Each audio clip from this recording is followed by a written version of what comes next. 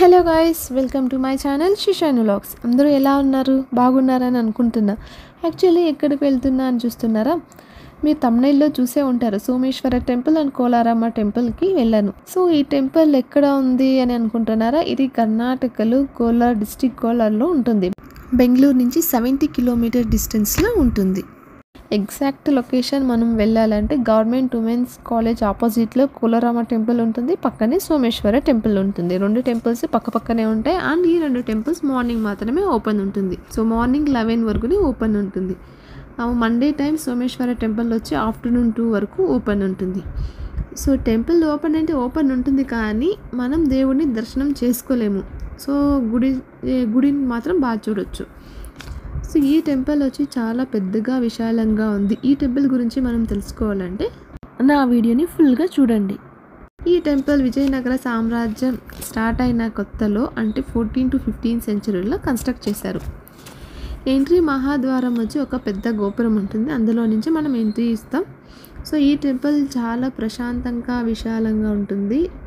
So ఇక్కడ entry ఇచ్చిన left సైడ్కు మనం వెళ్తే అక్కడ వచ్చేసి ఆ టెంపుల్స్ గురించి డీటెయిల్స్ రాసింటారు. అంటే ఎప్పుడు కన్స్ట్రక్షన్ అయింది, ఎవరు కన్స్ట్రక్షన్ చేశారు అనే డీటెయిల్స్ అయితే ఇందులో ఉంటుంది. అటు నుంచి ఇంకొంచెం ముందుకు వెళ్తే అక్కడ అప్పట్లో ఉన్న లైబ్రరీ ఉంటుంది. అండ్ రైట్ సైడ్కి వచ్చేస్తే అప్పట్లో ఉన్న పాఠశాల, యోగా మందిర్, డ్యాన్స్ క్లాస్ అన్నీ ఇక్కడే ఉంటాయి. అండ్ ఇప్పుడు మీరు చూస్తున్నారు కదా, ఇది మెయిన్ టెంపుల్ కన్స్ట్రక్షన్స్. చూడండి అప్పటి ఆర్కిటెక్చర్ ఎంత బాగుంది, ఎంత బాగా కన్స్ట్రక్ట్ చేశారు. ఇక్కడ వచ్చేసి ఇది మీరు చూస్తున్నారు కదా, అప్పుడున్న లైబ్రరీ. అంటే అప్పట్లో ఉన్న పాఠశాల కానీ, యోగా మందిర్ కానీ, డ్యాన్స్ క్లాసెస్ కానీ అన్నీ మొత్తం ఇక్కడే చెప్పేవాళ్ళు. సో ఈ టెంపుల్స్కి చాలా గోపురాలు ఉంటాయి, దానికి ఇది చాలా ఫేమస్.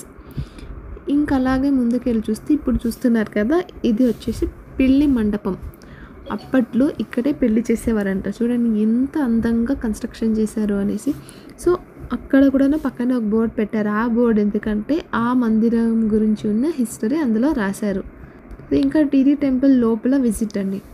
టెంపుల్ లోపల ఇలా పిల్లర్స్, ఫుల్ కంప్లీట్గా పిల్లర్స్, అలాగే నవగ్రహాలను ప్రతిష్ఠించారు, ఇంకా నంది ప్రతిష్ఠించారు. గర్భగుడిని అయితే నేను వీడియో షూట్ చేయలేదు, అక్కడ పర్మిషన్ లేదు కాబట్టి గర్భగుడిని వీడియో షూట్ చేయలేదు.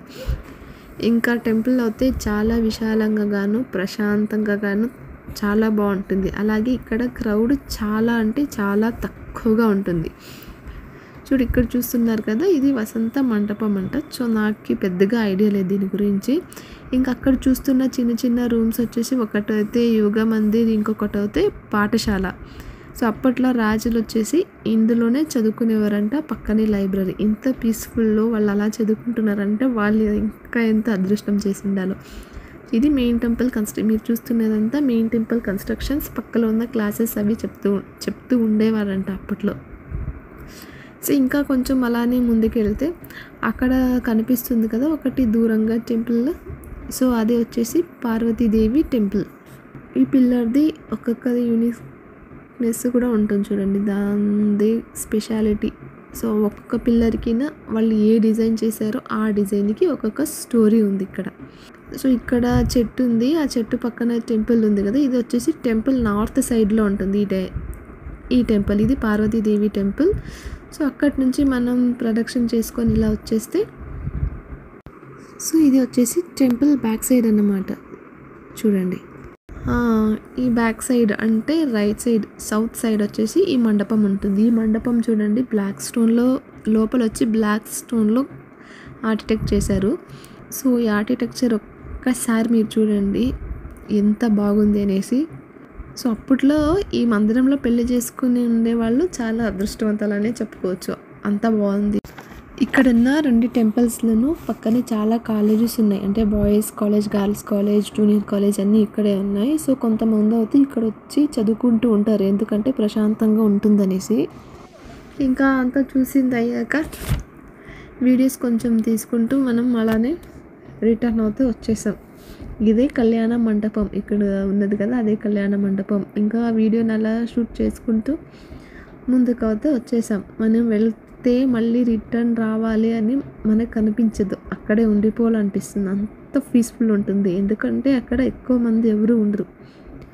టెంపుల్కి వస్తారు, దర్శనం చేసుకొని వెళ్ళిపోతారు. ఎందుకంటే చాలామందికి ఇది ఒక టెంపుల్ ఉంది అని అస్సలు తెలీదు. కాబట్టి ఇక్కడ ఇంకా క్రౌడ్ లేదు, పాపులేషన్ లేదు.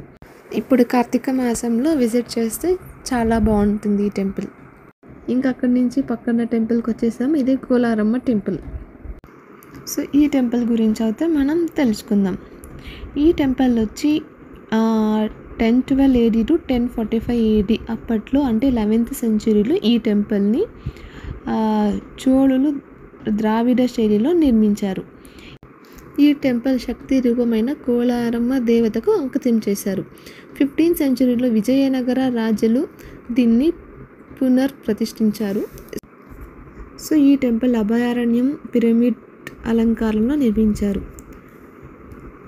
ఈ టెంపుల్లో ప్రధాన దేవత కోలారమ్మ మరియు దుర్గా దేవత. సో ఇక్కడ వాళ్ళ అక్కా చెల్లెలు అలాగే తేలు దేవతకి ఒక మందిరం ఉంటుంది. ఎందుకంటే ఆమె తేలు కాటేసినప్పుడు దాని నుంచి రక్షిస్తుంది అని ఇక్కడ నమ్ముతారు. అమ్మవారిని ఇక్కడ అమ్మవారిని డైరెక్ట్గా దర్శనం చేసుకోము, అద్దంలో చూసి దర్శించుకోవాలి. కానీ ఈ టెంపుల్కి వచ్చేసరికి లేట్ అయిపోయింది. సో మేము వచ్చేసరికి టెంపుల్ క్లోజ్ అయిపోయింది. అందుకే లోపలేవి చూపించట్లేదు, జస్ట్ బయట మాత్రమే చూపిస్తున్నా. ఇంకా కోలారమ్మ టెంపుల్ విజిట్ వచ్చినప్పుడు ఇంకో ప్లేస్ ఉంది కోలార్లో. అది ఏ ప్లేస్ అంటే అంతరగంగే. సో ఈ ప్లేస్ని అయితే మీరు తప్పకుండా విజిట్ చేయాల్సిందే. సో నేను కూడా ఈ టెంపుల్ విజిట్ చేసి వీడియో పోస్ట్ చేస్తాను, కానీ ఇప్పుడైతే కాదు. సో వీడియో నచ్చినట్లయితే వెంటనే నా ఛానల్ని లైక్ చేసి, షేర్ చేసి, సబ్స్క్రైబ్ చేయండి. అలానే ఎలా ఉందని కామెంట్ చేయండి.